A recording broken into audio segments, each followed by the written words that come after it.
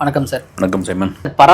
பராசக்தின்னு சொல்லி இந்த படம் பேர் வச்சதுல இருந்தே இந்த படத்திற்கு நிறைய கான்ட்ரவர்சிஸ், நிறைய பிரச்சனைகளும் வந்துகிட்டே இருந்தது.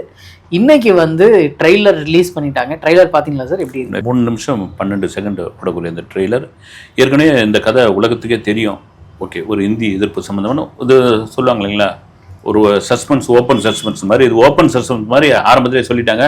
அதெல்லாம் மீறி இந்த பொங்கலுக்கு ஏன்பா இந்த படத்தை கொண்டு வரீங்க, அதுவும் ஜனநாயகம் எதிராக ஏன் கொண்டு வரீங்க, விஜய்க்கு எதிராக இவர் ஏன் களத்தில் இறங்குறீங்க, ஆச்சா போச்சா அப்படின்னாரு.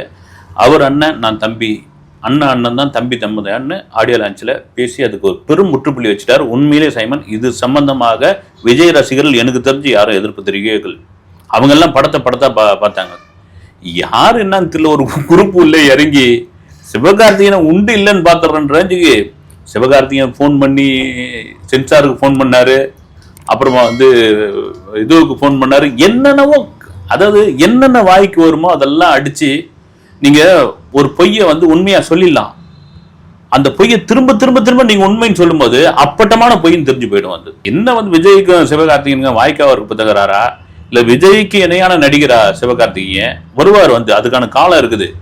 ஆனா ஒட்டுமொத்தமா அப்படியே பேசி பேசி பேசி பேசி இதுல ஏதோ ஒரு ஸ்கேம் நடந்திருக்குது, ஒரு பெரிய எதுவும் நடந்திருக்குது. அதை விடுங்க, அது அப்புறமா பார்த்துக்கலாம். ட்ரெய்லர் ஒரு பிரமாதமான ஒரு ட்ரெய்லர் நம்ம எதிர்பார்த்து தான் எனக்கு பார்த்தீங்கன்னா ஒரு மதராசப்பட்டினம் மாதிரியான ஒரு படமாக இது இருக்கும். அதை தாண்டி ஒரு 60களில் 64 டைட்டில் நிறைய போகிறாங்க. நடந்த ஒரு இந்தி திணிப்பு, இந்தி எதிர்ப்பு போராட்டம், அதுவும் மாணவர்கள் அந்த போராட்டத்தை கையில் எடுத்து அது எவ்வளோ பெரிய ஒரு பெரிய தாக்கத்தை உண்டு பண்ணுச்சு. நீங்கள் அந்த ட்ரெய்லரில் வர வசனமே அதுக்கு ஒரு பெரிய உதாரணம். டெல்லி தான் இந்தியாவா அப்படின்ற ஒரு கேள்வி இருக்கு இல்லைங்களா, அதுலேருந்து தொடங்குற இதுதான் பிரமாதமான ஒரு ட்ரெய்லர் கட்டு. இதை தாண்டி சிவகார்த்திகேயன் படத்தில் ஜெயம் ரவியா, ரவி மோகனா, ஜெயம் ரவியா எப்படி வேணாலும் சொல்லலாம். சரி, ஆமா, அது வேற ஒரு பஞ்சாயத்து இருக்குது. ரவி மோகனே சொல்லிவிடுவார். ரவி மோகன், அதர்வா, இவர் படத்துல இவங்களா, அதுவும் சிவகார்த்திகேயன் ஹீரோவா நடிக்க இவங்க நடிக்கிறாங்களா அப்படின்ற மாதிரி. ஆனா இதுல சூப்பரான ஒரு ஸ்கிரீன் ஸ்பேஸ் கொடுத்துருக்காங்கன்னு தோணுது. எனக்கு தெரிஞ்சு பாத்தீங்கன்னா அதர்வா தான் ஒரு மெயினான ஹீரோ மாதிரி எனக்கு தெரியாது. இந்த ட்ரெயில் முடிவு பண்ண முடியாது. ஒரு இந்தி எதிர்ப்பு போராட்டத்தை கனலா எடுத்து நடத்துறவர் அவராக தான் இருக்கிறார். அதெல்லாம் தாண்டி இவங்களா அவங்களா அதுவா இதுவா இன்னும் கொஞ்சம் போய் என்ன பண்ணுறாங்க, சிவகார்த்திகேயனை அடிக்க போய் படத்தை எப்படி அடிக்க ஆரம்பிச்சாங்கன்னா, ஒரு தமிழ் சம்பந்தமான ஒரு கதை, தமிழ்நாட்டில் இருந்த ஒரு இந்தி எதிர்ப்பு போராட்டத்தை ஒரு தெலுங்கு டைரக்டர் சுதா கொங்குரா தெலுங்கு டைரக்டர் பண்ணலாமா அப்படின்னு.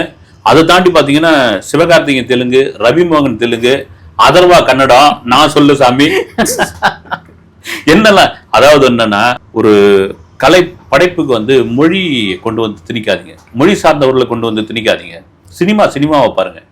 ஏன்னா இதே சென்னையில தான், இதே மெட்ராஸ்ல தான் தமிழ், தெலுங்கு, மலையாளம், கன்னடம் 4 மொழிக்காரர்களும் இங்க தான் இருந்தாங்க. 4 மொழிக்கான படப்பிடிப்பு இங்க தான், 4 மொழிக்கான ப்ராசஸிங் இருந்தது. அதன் பிறகுதான் அப்படியே தனித்தனியா போயிட்டாங்க. பெங்களூருக்கும், திருவனந்தபுரத்துக்கும், கொச்சினுக்கும், ஹைதராபாத்துக்கும் போயிட்டாங்க.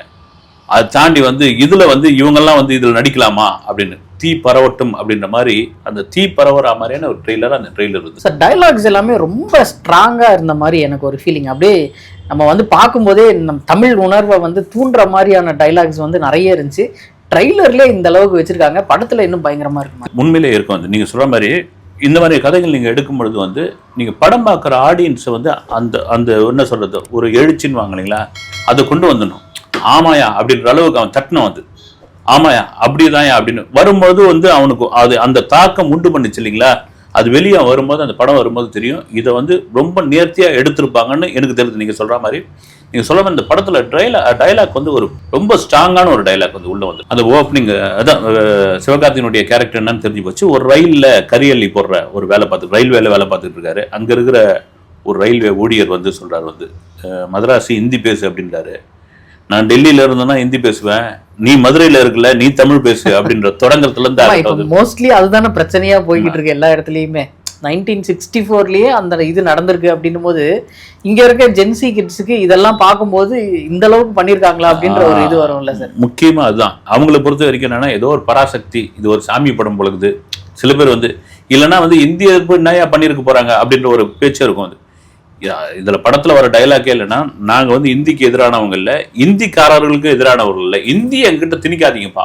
ஏன்னா 1000 வருடங்களுக்கு முன் தோன்றிய ஒரு தமிழ் மொழி இது. எங்க மொழி அழிக்காதீங்க, உள்ள கொண்டு படிக்கிறவன் படிக்கட்டும். இது சென்னையிலே இந்தி பிரச்சார சபான்னு இருக்குது, இப்போ ஹிந்தி கத்துங்க, அவ்வளோ பெரிய பில்டிங் இருக்குது. யாரும் இங்க இந்திக்கு எதிரான ஆட்கள் கிடையாது.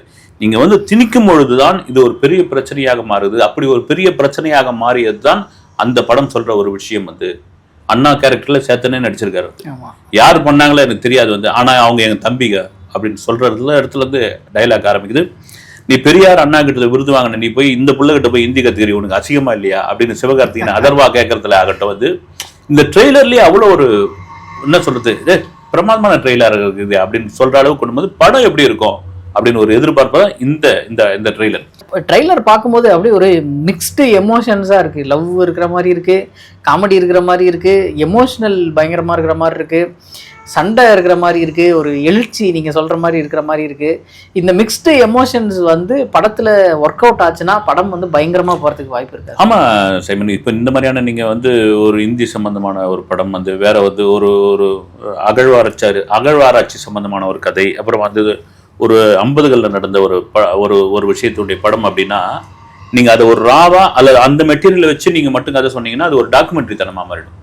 உள்ள எமோஷனல் சென்டிமெண்ட்டு உள்ள வந்து நீங்கள் சொல்கிற மாதிரி அண்ணன் தம்பி பாசம், அதை தாண்டி வந்து துரோகம், ஒரு வில்லன் நம்பாலாவே இருப்பான், அது ரவி மகனுடைய கேரக்டர் வந்து இதை தவிர சென்டிமெண்ட் அப்படின் போது அந்த பாட்டி மலையாள நடிகை ஆமா அந்த அம்மா சொல்லுது வந்து ஒரு பேங்க்ல நின்றுட்டு வந்து 8வது படிச்ச என்னையே தற்கொலைன்றாங்க. அதுதான் கொஞ்சம் இடிக்குது. நீங்க உடனே ஆரம்பிச்சிருவீங்களே சார். நான் எதுவும் சொல்லல, அது எல்லாருமே சொல்றதான் நான் வந்து சொல்றேன். இந்த தற்கொலைன்ற வார்த்தை அந்த டைம்ல இருந்ததா யார் கண்டுபிடிச்சதுன்னு தெரியலங்க. வந்து தற்கொலைன்ற வார்த்தை வந்து இருந்தது ரைட்டு.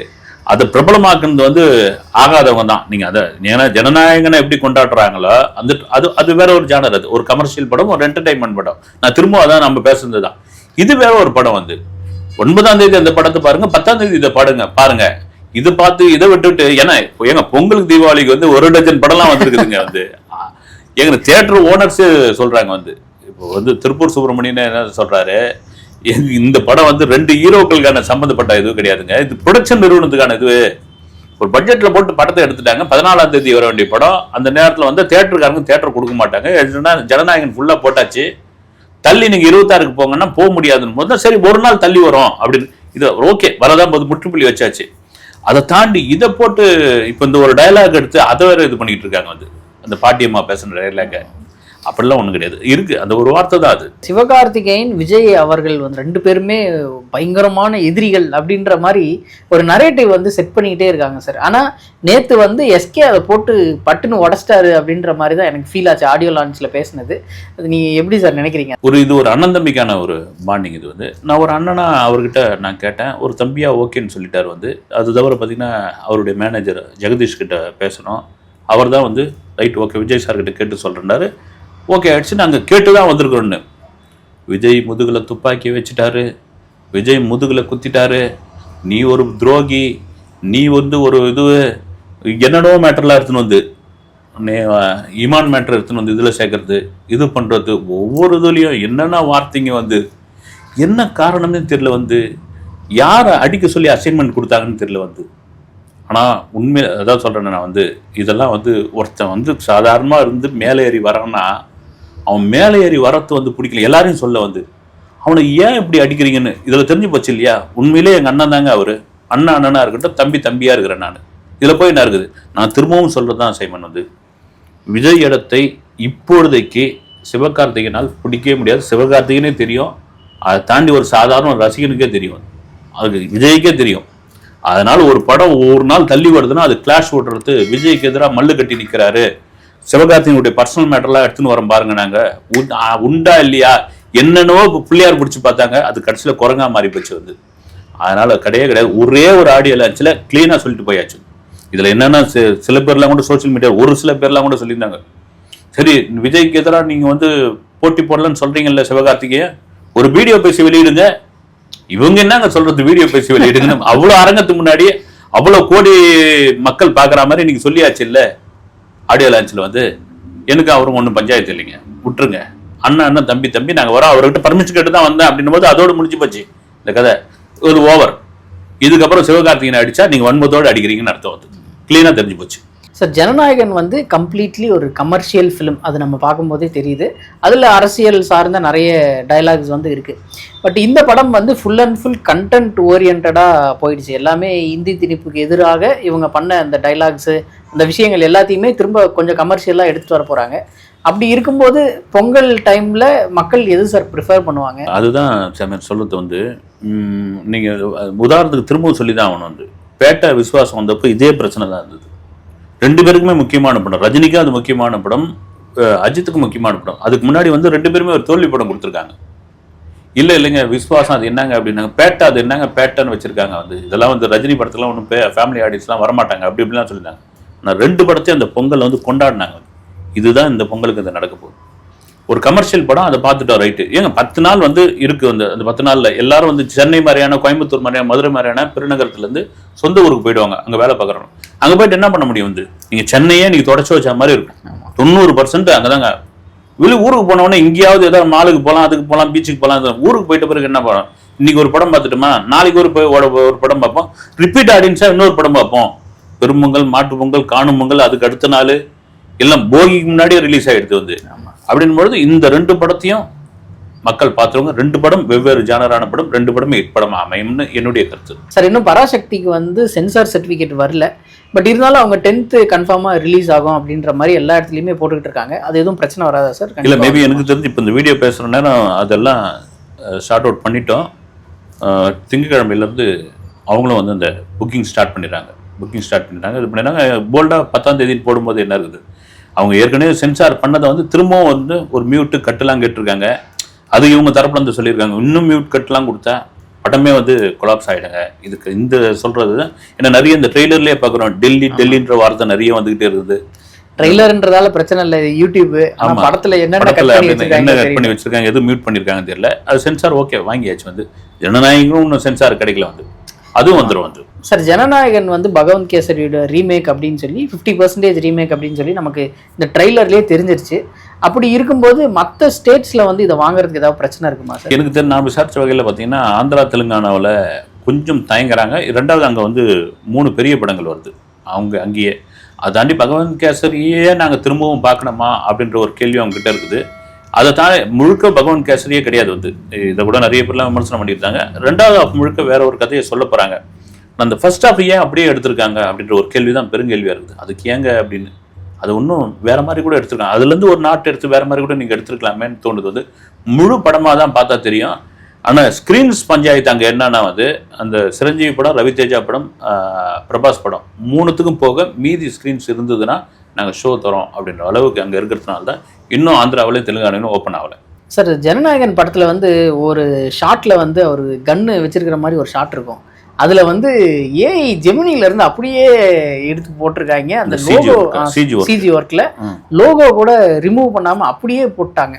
அதுவும் வந்து எல்லாருமே ஸ்க்ரீன்ஷாட் எடுத்து போட்டு இதை இவ்வளோ செலவு பண்ணி இதை கூடமா பண்ணாமல் விட்டீங்க அப்படின்னு சொல்லி நிறைய பேசிக்கிட்டு இருக்காங்க. இந்த அளவுக்கு சார் கேர்லெஸ்ஸாக இருப்பாங்க? இல்லை, நான் என்ன சொல்கிறேன்னா ஜனநாயகம் தாண்டி ஒரு படத்தை பொதுவாக எடுத்தால் அது கிட்டத்தட்ட நான் சும்மா சாதாரண படம், இப்போ நீங்கள் ஒரு படம் எடுக்கிறீங்கன்னு வச்சுங்க, எடுத்துட்டு அதை வந்து போஸ்ட் ப்ரொடக்ஷன்லேருந்து உங்களுக்கு தெரிஞ்சு நீங்கள் குறைந்தபட்சம் 50 முறை போட்டு பார்ப்பீங்க, அதிகபட்சம் 100 முறை. இந்த மாதிரியான ஒரு பெரிய படம், ஒரு மாஸ் ஹீரோ படம், ஒரு நடிகருடைய கடைசி படம்னா இது எத்தனை முறை போட்டு பார்த்துருப்பாங்க. வந்து எத்தனை முறை கரெக்ஷன் சொல்லியிருப்பாங்க, எத்தனை பேர் அதை இது பண்ணியிருப்பாங்க. ஆனால் அதை கண்டுபிடிக்க முடியாது அவங்களால அப்படின்னு கொஞ்சம் வேதனையாக தான் இருக்குது. வந்து ப்ரொடியூசருக்கு தான் வேதனை. ஏன் 380 கோடி செலவு பண்ணியிருக்கேன், என்னையா அதெல்லாம் ஒன்றும் ஆகாது. வந்து அதை ரிமூவ் பண்ணிருப்பாங்க. அதை கண்டுபிடிக்கணுன்ற நான் அதை இது பண்ணணும். சிஜி ஒர்க்கே இன்னும் கொஞ்சம் நல்லா பண்ணியிருக்கலாமோ அப்படின்ற அளவுக்குலாம் கூட பேசிக்கிறாங்க. வந்து ஏன் அவசர இதில் எடுத்ததா அப்படின்னு கூட நம்ம கூட சிஜி நல்லா இருக்குன்னு சொல்லியிருந்தோம். சில பேர் எனக்கே கூட ஃபோன் பண்ணி ஆனால் இந்த இடத்துல சிஜிலாம் வந்து கொஞ்சம் நல்லா பண்ணிருக்கலாம். ஸ்டார்டிங்ல பார்க்கும்போது நமக்கு பயங்கரமா இருக்கிற மாதிரி தான் அவங்க எடுத்து ஃபுல்லா டீகோட் பண்ண ஆரம்பிச்சிட்டாங்க. அது 0.25ல வச்சு பார்ப்பாங்க போல, ஒவ்வொரு ஷாட்டா பார்த்து. அதாவது இன்னைக்கு இருக்கிற தொழில்நுட்பம், இன்னைக்கு இருக்கிற பசங்கள்லாம் விடவே தேவையில்லையே, வந்து அலசி ஆராய்ஞ்சு எடுத்துடுறாங்களே. அதில் சொன்னாங்க. அதை தாண்டி அதுக்கு நீங்கள் சொல்கிற மாதிரி கண்டிப்பாக அதை கவனிக்கணும். அது இன்னைக்கு வந்து படம் கதையை தாண்டி குவாலிட்டின்னு ஒரு முக்கியம் இருக்கு இல்லைங்களா? ஒரு டெக்னிக்கலாக ஒரு ஸ்ட்ராங்கான ஒரு படமாக கொடுக்கணும். அந்த டெக்னிக்கல் அதை வந்து வெளியே தெரியாத அளவுக்கு இருக்கணும் அப்படின்ற ஒரு விஷயம் இருக்குல்ல, அதில் கவனம் செலுத்திருக்கலாமே. ஏன் இப்படி கோட்டை விடுறாங்கன்னு தெரியல. ஜனநாயகன், பராசக்தி 2 படமுமே மிகப்பெரிய படங்கள், 2மே ரிலீஸ் ஆகணும். பொங்கலுக்கு வந்து பயங்கரமாக ரெண்டுமே ஓடணும் அப்படின்றதான் நம்மளோட எண்ணம். அடுத்த வீடியோவில் சந்திப்போம் சார். நன்றி. வணக்கம்.